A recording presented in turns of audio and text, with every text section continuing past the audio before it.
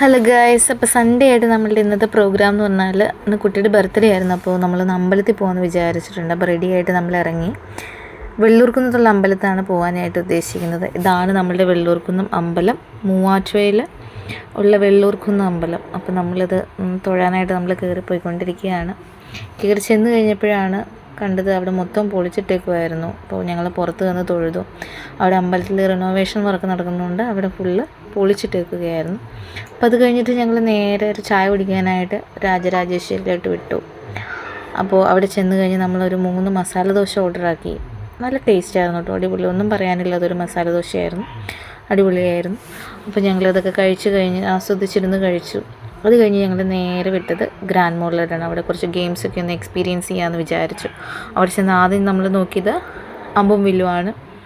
അത് കഴിഞ്ഞ് നമ്മൾ നേരെ പോയി ഷൂട്ടിങ്ങിൻ്റെ ലൊക്കേഷനിലിട്ടാണ്. ഷൂട്ടിങ്ങിൻ്റെ ലൊക്കേഷൻ എന്ന് പറഞ്ഞാൽ അവിടെ നമ്മൾ ഷൂട്ട് ചെയ്യുന്ന ഓരോ സാധനം അവരവിടെ ഓരോ ബോൾസ് വെച്ചിട്ടുണ്ട്. നമ്മളത് എയിം ചെയ്തിട്ട് വീഴിക്കണം.